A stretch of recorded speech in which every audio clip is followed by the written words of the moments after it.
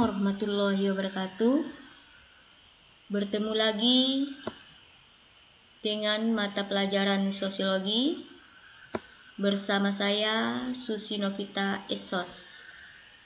Apa kabar anak-anak ibu sekalian? Ibu harap kalian tetap semangat dalam mengikuti daring ini dan kalian juga dalam keadaan sehat. Tujuan pembelajaran.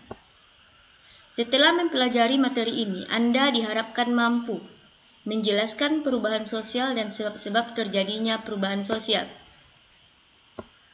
Sedangkan materi untuk sesi ini adalah latar belakang dan faktor penyebab terjadinya perubahan sosial. Ada dua faktor yang menjadi penyebab terjadinya perubahan sosial. Yang pertama, faktor internal. Di sini ada yang pertama faktor internal, yaitu perubahan jumlah penduduk.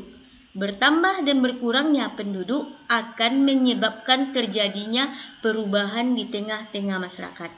Kemudian penemuan baru dalam masyarakat. Kemudian konflik. Kemudian pemberontakan atau gerakan revolusi. Sedangkan faktor kedua adalah faktor eksternal, alam. Di sini bisa berupa bencana alam. Kemudian peperangan. Peperangan di sini dimaksud adalah peperangan antar negara. Kemudian pengaruh dari masyarakat lain. Masyarakat lain maksudnya di sini adalah masyarakat di luar seperti negara lain. Tugas pertama. Catatlah di buku catatan faktor-faktor penyebab perubahan sosial tersebut. Oke, kita lanjut. Tugas kedua. Bacalah kasus perubahan sosial di bawah ini dan tentukan faktor penyebabnya terjadinya dan berikan alasan Anda. Lanjut kasus kedua. Tugas ketiga.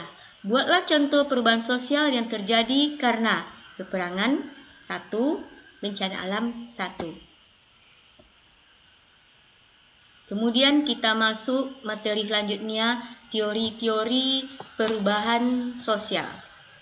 Yang pertama, teori perkembangan linear. Nah, perhatikan itu gambarnya, ada di sana step-stepnya. Yang step terbawah masyarakat primitif, yang nomor 2 tradisional, yang ketiga modern.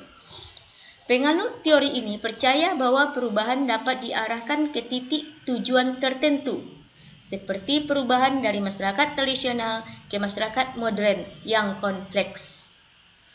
Ya, berarti bisa diarahkan atau direncanakan. Itu menurut teori perkembangan linear. Yang kedua, teori perubahan melingkar atau siklus. Ya, teori perubahan atau siklus ini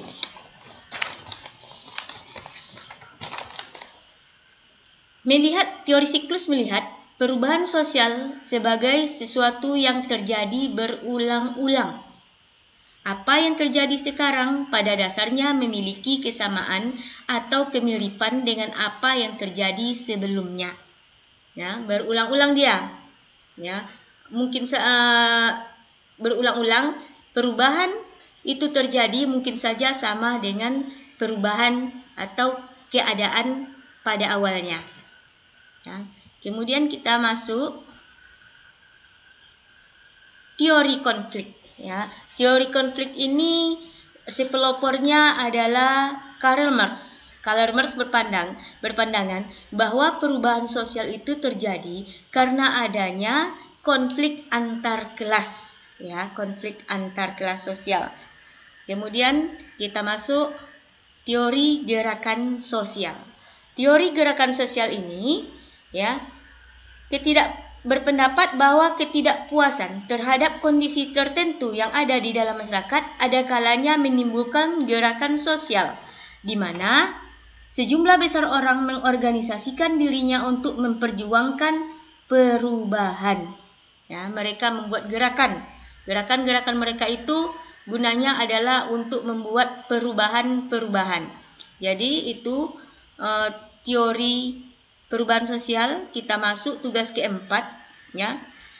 Salinlah teori-teori perubahan sosial tersebut dan amati gambar perubahan sosial di bawah ini dan tentukan dengan teori manakah sesuainya gambar perubahan sosial tersebut dan berikan alasan Anda. Gambar pertama itu adalah gambar perubahan sistem pengobatan dari dukun ke dokter. Gambar kedua yaitu gambar perubahan mode pakaian dari masa ke masa. Tentukan gambar-gambar perubahan tersebut termasuk atau bisa diterapkan dengan teori apa dan berikan alasannya. Assalamualaikum warahmatullahi wabarakatuh. Sampai jumpa pada pertemuan selanjutnya.